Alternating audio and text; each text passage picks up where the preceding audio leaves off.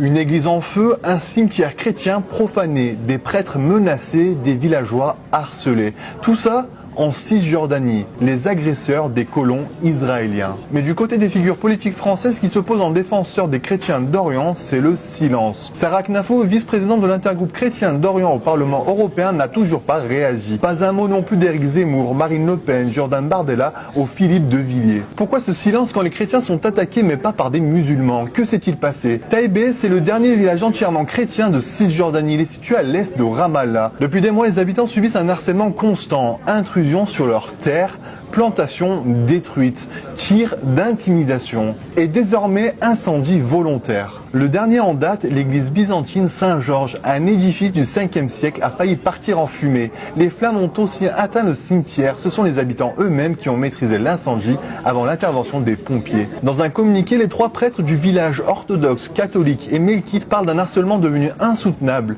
Ils appellent à une réaction urgente de la communauté internationale. Ils réclament une enquête indépendante, des pressions diplomatiques sur Israël et un soutien aux villageois pour qu'ils puissent rester sur leur terre.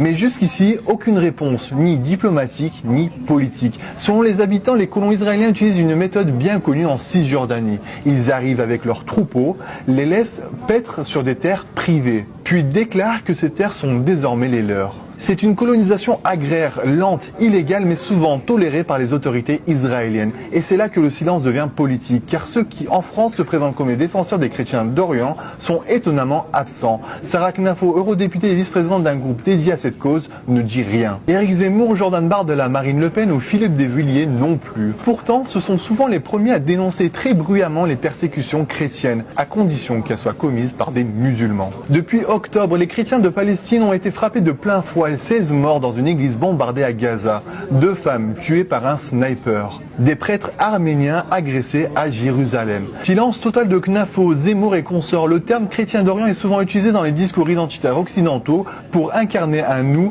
en péril au milieu d'un eux menaçant. Mais dans les faits, cette solidarité n'existe que si l'ennemi entre dans le bon récit. Quand les oppresseurs sont des colons israéliens, l'indignation disparaît. Quand la souffrance chrétienne ne sert pas à une narration anti-musulmane, elle est ignorée. Taïbé, un village chrétien symbolique enraciné présent dans l'évangile selon Jean. Aujourd'hui, il est seul. Les habitants demandent une chose simple, que ceux qui prétendent les défendre le fassent, même quand c'est politiquement inconfortable.